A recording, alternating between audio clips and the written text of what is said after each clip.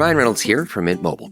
I don't know if you knew this, but anyone can get the same premium wireless for $15 a month plan that I've been enjoying. It's not just for celebrities. So do like I did and have one of your assistants switch you to Mint Mobile today.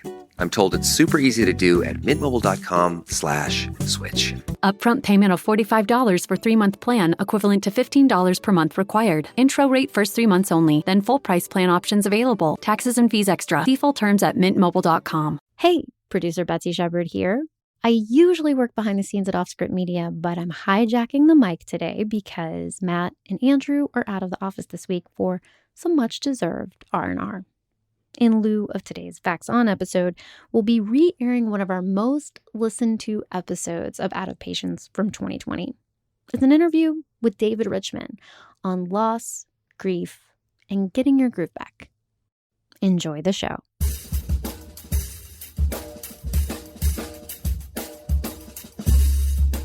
I mean, no one plans to get sick, and yet, here we are. My name is Matthew Zachary. I survived cancer, a stroke, and COVID-19, and somehow I'm still here. I also survived our stupid broken healthcare system, and I want to help you survive it too. So let's go make healthcare suck less together. Because you know what? We're all out of patience. Hey, that's the name of the show.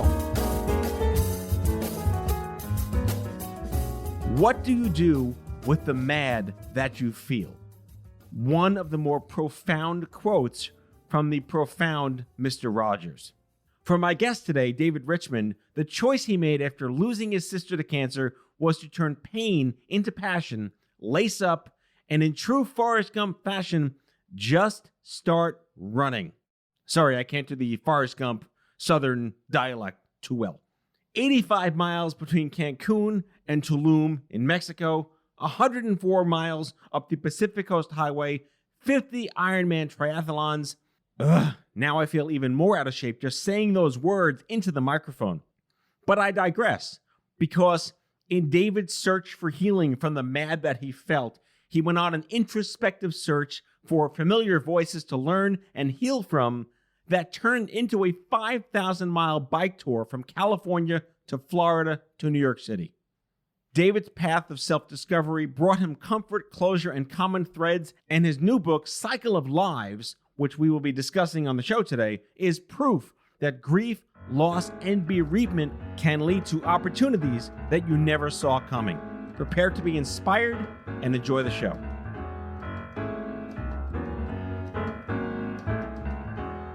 David, I can't thank you enough for coming on Out of Patience. It's been a long time coming. We've been friends for 1,000,000 years. We have way too much in common, the least of which is fathering twins. Yours are way older than mine, and you were full of the, here's what not to do now that you have twins, mentor for me. It goes back a long time, and I appreciate all that tutelage. But we're here to talk about like what drives us, literally what cycles us, because this is the bicycle episode of my show, just for the listeners to know. And it goes back to how we become born of our condition. No one asks to have bad things happen to them, and yet we take advantage of those situations to give back and make a dent, because it isn't maybe built into our DNA to take that level of response until we are put in a situation that we never asked to be put in. You know, you've been now observing the cancer advocate universe for many years, having stepped into the fray even before Stupid Cancer, but now being on the board of Stupid Cancer for so many years now. Can you assign one specific thing that you look at and say, wow, this is so much better than it was a few years ago? It's 2020, right? I think so. I think it's 2020. Yeah. Well, I'll tell you one of the things I didn't know that you actually helped show me. And that is that I knew that people were passionate about, executive directors, founders of organizations were passionate about the organizations and the work that they did. But I saw you, well, you don't have that much hair to pull out, but I saw you pulling out hairs and turning red in frustration and tears of joy. To know how much it personally means to people like you who embark on a lifelong journey to do well for others is really, really moving. So you realize that a lot of this, what's going on, it's not noise, it's passion. And sometimes we can't tap into it. We don't have time for it, but to see it, that's a pretty amazing thing. But to answer your question directly, because it's 2020, I'm just going to say this, Matt. I'm kind of shocked at how giving people still are in this tough time. Tax laws changed. People are focused on other things. They don't have time. But yet, a lot of the people I talk to in the nonprofit space are pleasantly surprised at how near and dear it is to people's heart to continue to give and to try to make a positive impact in others' lives. So that is something that I think is something that we all should take note of and be grateful for. I agree. The passion and the will of the human spirit is inversely proportional to how much the world is burning. Passions are high right now. Well, in the name of your sister, June, and bad things happen to good people, she had a brain tumor. In honoring her memory and supporting your family and creating an ecosystem, you used your Forrest Gumptedness, I'll make that word up, to raise money in her name. And I'm just going to 104-mile run along the Pacific Coast Highway, 85 miles from Cancun to Tulum, Mexico. And then you decided, you know what? That's not good enough. I'm going to get on a bike and I'm going to spend 6 weeks of my life cycling 5,000 miles from California to Florida to New York. When did it dawn on you that you wanted to talk to other people about their experiences? Because that's the core of your book, Cycle of Lives. Yeah. So you found 15 people. Look, there's 7 billion people on the planet. You found 15 to talk to and tell their stories in this book. Where did that come from? Matt, that's a great question. And when you get an idea, sometimes it just sticks in your brain. And I don't know how your brain works, but I do know how your brain works. Yes, you do. I don't want to be there. I don't want to be. No, I'm kidding. Sometimes you plant a seed, and it's a sprout, and it just goes, and you got to like cut it back right away.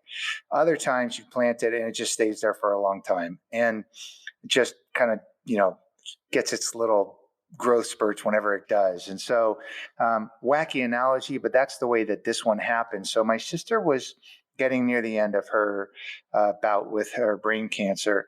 And she had made a guarantee or a promise to her fans and friends that were raising money and awareness for her, that she would watch them do a 24-hour relay for life, that she'd be out there, in a tent on a cot watching them for the whole 24 hours. And I said to her, well, I will do you one better. I will be there for you, but I'll run the whole 24 hours. And so we made that pact with each other. Unfortunately, Matt, she died like 2, maybe 3 days before. I think it was 2 days before the event.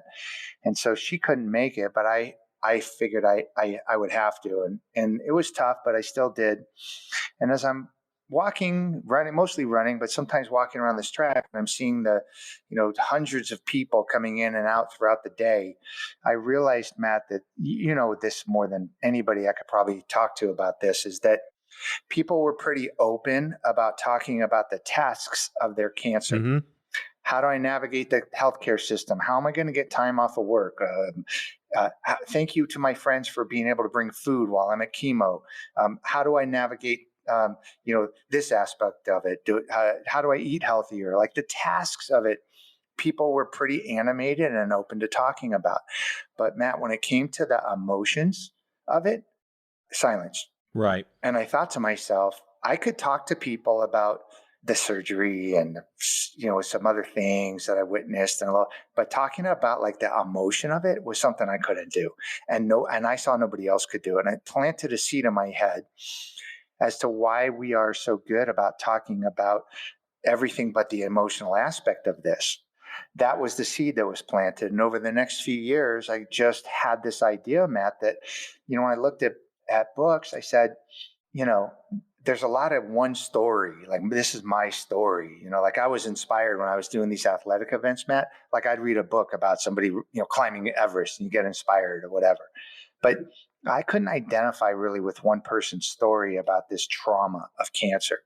And I said, let's find 15 people, like you said, out of, however many billions there are, however many thousands I reached out to, however many hundreds I talked to. There were 15 that I found that were just stunningly remarkable stories, and that would give us a very, very wide range of characteristics that we could all or partly identify with each one of these people. And then if they would let me get super deep into their brains and their emotions and their heart and talk to them about all the traumas that they had in their lives, that type of stuff, then I thought if I could write a book that would bring that to people, then maybe the next person that's walking around the track or running for 24 hours or coming in and out for a little bit, maybe they can start those harder conversations about the emotional side. And so that was the whole story behind it. By telling other people's stories, you are in fact telling your story through the conveyance of how you put this book together. You're meeting folks that you culled out of the ether from random happenstance, that you determined based on whatever criteria touched your heart and honored your sister to the best extent you didn't have a metric for. Was there one common theme amongst all of them that was a key takeaway that you didn't know you could learn or understand? Matt, that is a super excellent question, because the answer to that is a definitive yes. And there was actually two things about these people that were, I think, entirely visible in each of them. Look, I'm going to say that this is true with almost anybody you could talk to, is everybody lives a spectacular life. Everybody lives a fantastic life. If you really think about the traumas that you've overcome, the glories and the benefits and the blessings you've been given, and you really take a hard look and put it into perspective. Now, some people have it tougher, rougher, easier, more dynamic, more exciting than others, but life can be pretty spectacular. I mean that in the good way and the bad way. Each one of these people had a very spectacular life. Some of it not positive, trauma-wise, really hard things they had to deal with. But each one of them thought their life wasn't spectacular.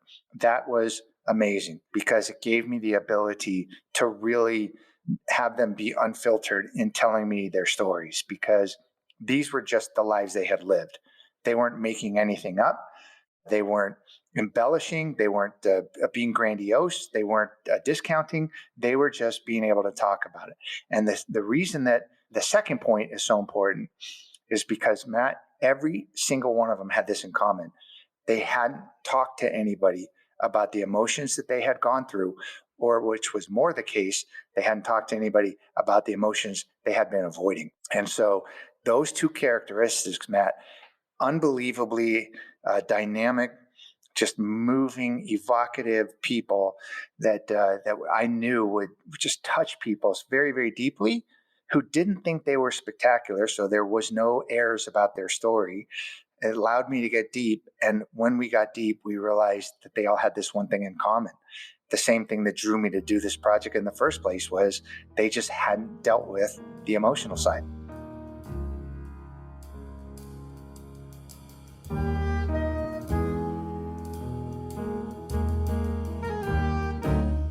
Back with our guest after the break.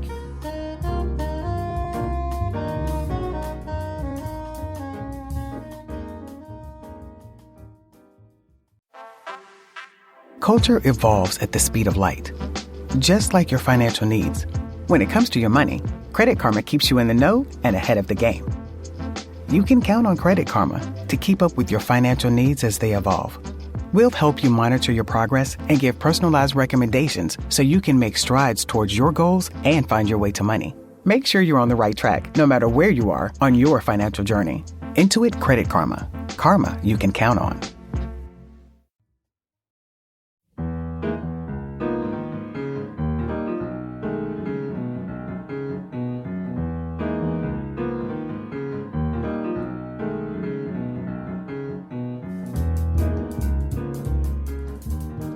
So, David, let's focus on two specific people in the book.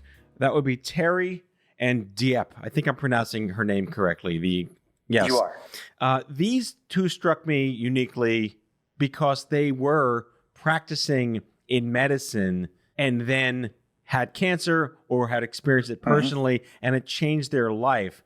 And I remember back at Stupid Cancer, for the listeners, David is still on the board of directors of Stupid Cancer. We did many workshops when the caregiver or the professional becomes the patient. And this is exemplar of that experience. Were you surprised to land two of these people in the book who were providers that got sick? I was, and these two are both stories, and it's funny because it's one thing for an author to like, oh, I need my ego stroked. Ooh, tell me how good the book is. But what really helps me not bring that kind of attention to myself is to say, which story did you like best? Right? Because being that there's 15 stories, it gives people this, the ability to not have to tell me what they didn't like. And those two often come up as stories that people identify with because what they had to come up against on their journeys in life were rather spectacular. And the fact that they were caregivers, and one still is a professional in the medical industry, I think it added just a wonderful facet to their stories. Yeah, I know so many oncologists and professional medical folks in the industry who themselves are cancer survivors. And as if you didn't need enough empathy to practice well and be a good doctor and have Hippocrates in your soul every moment, going through it and then choosing to enter that profession because you had gone through it puts you in a wholly different position to appreciate the value of the relationship with the patients that you then see. But I understand that Dieppe had to stop her practice because of this. And talk to us about what she chose to do in the wake of that. So if you can indulge me for 1 second, Matt. So with each one of the stories, what I did was I said, point A is when they encountered cancer, either as a patient, survivor, loved one, whatever. Point B is today. What happened before point A in their lives? What kind of trauma did they have? What kind of experience did they have that would affect that point A to point B? Point A when they encounter cancer, point B is today. In Dieppe's case, and she's a wonderful friend, she's a wonderful, wonderful woman. In Dieppe's case, her trauma that she had to overcome was she was literally the night that Saigon was falling, her and her family escaped on one of the last 3 barges that were pulled out to sea. I mean, absolutely stunning. And her story of overcoming the racism that she endured in coming to America, the people that just treated her horribly, and also having somewhat of a difficult family dynamic because they were in a new country and old values and those type of things. And then to be able to go to medical school and become a surgeon, become an OBGYN. I mean, imagine what was in her mind of what she had accomplished to be in her career. And this is a woman who, when you went to see her, Matt, you wouldn't just go see your doctor. She would hug you. She would hold your hand when she talks to you. She cared about her patients. She loved it because that perspective of what it took for her to get there was so important.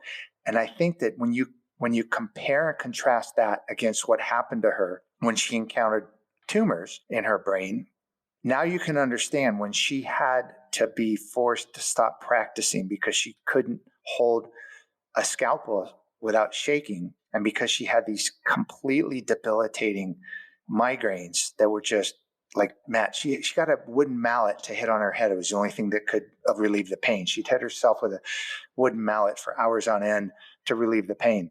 To understand how much it meant to her and how devastating it was for her to stop practicing and having to stop practice because of this, that gives it some more perspective. So clearly, going through the entire multi-year process of this, has this been a healing experience for you? Clearly, no one really, quote, gets over the loss of a sibling. That's not a thing we say. And it will always be part of you to have that level of bereavement for all time. To what extent has now physically holding this book in your hands, by the way, listeners, it is available online wherever books are sold, Cycle of Lies by David Richman, and we'll plug it again later.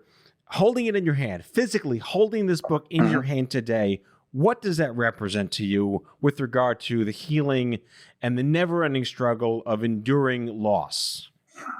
That's such a great question. It gets me a little even teary, Matt. I mean, what the heck? Why you got to do that to me? I think that I might have had that in common with everybody else, which was to not deal with the emotional side of it.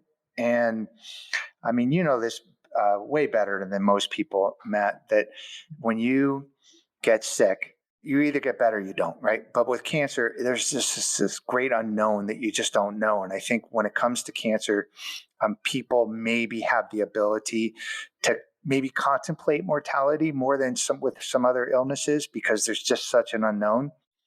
And I think that even through the ability, like my sister and I talking about her death, even about, delving into this project and learning about other people's stuff, I don't think I still processed the emotional side of it. Going on this bike ride and going through the writing and the editing process with a couple of different editors that made me go deeper. One of them even said to me, your story is hollow because you don't talk about what you discovered. And it was right, because I was avoiding it. And so, very long answer to your question. I apologize, listeners. But yeah, holding that book in my hand makes me realize that I'm okay with it. Like I've processed it. I understand it. I'm grateful for the experiences that she's given to me through what she lost. And I feel proud that something I'm doing might be able to help others do the things that most people can't do, which is talk about this emotional side of things. I do want to make a point what you brought up before is I tend to jibe people that, oh, so you want to be an author, just another cancer book, blah, blah, blah. Like my don't start a blog, don't start a charity. Like purpose is you don't write for anyone but yourself. And publishing a book is, no one publishes a book to make money on purpose and get rich sitting on a shelf.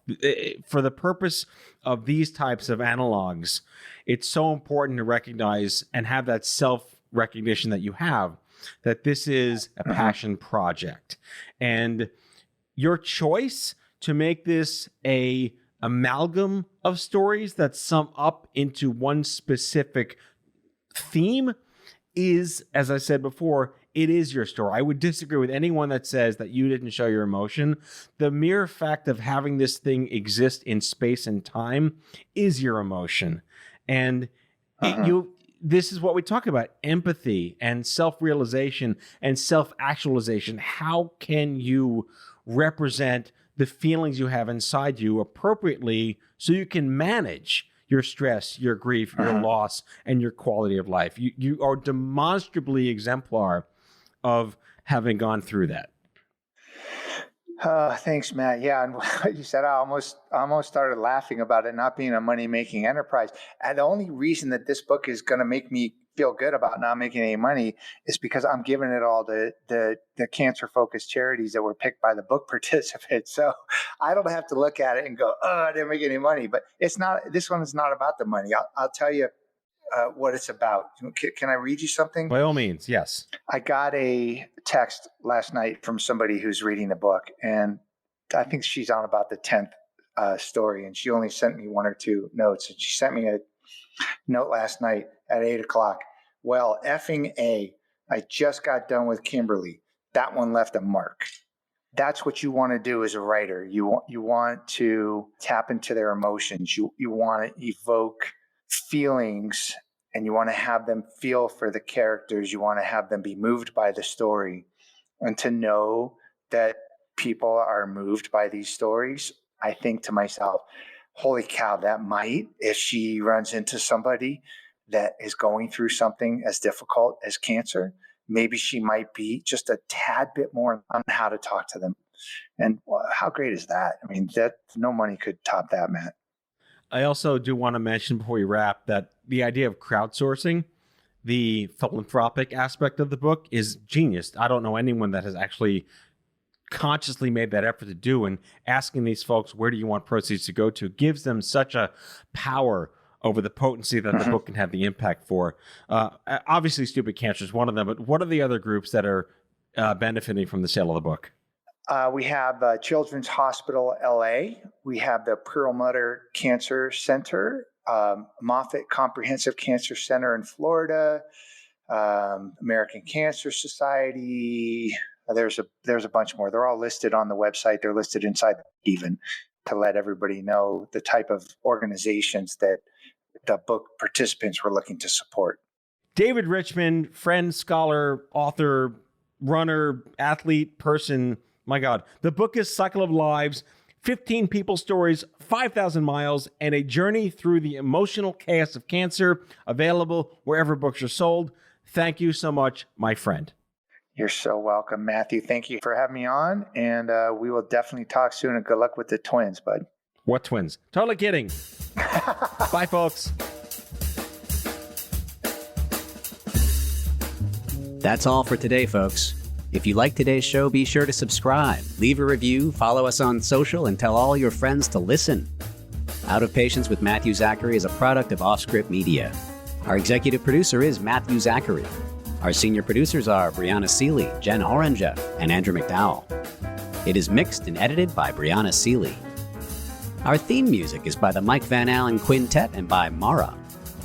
For advertising and media inquiries, email media@offscript.com.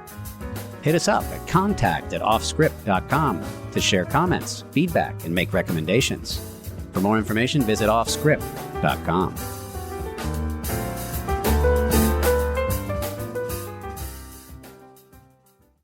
Are you looking for a new job or want a career change? Look no further than Monster.com. Need a little help standing out? Our expert resume writing services will make sure you shine. Want to brush up on your interview skills? Engage with our AI interview prep tool. Want some advice on negotiating your new salary? Visit our salary tools and extensive library of career advice articles, and you'll have all the tips and tricks you'll need to succeed. Visit Monster.com today and take the first step towards your career. Monster.com. Find your right job fit.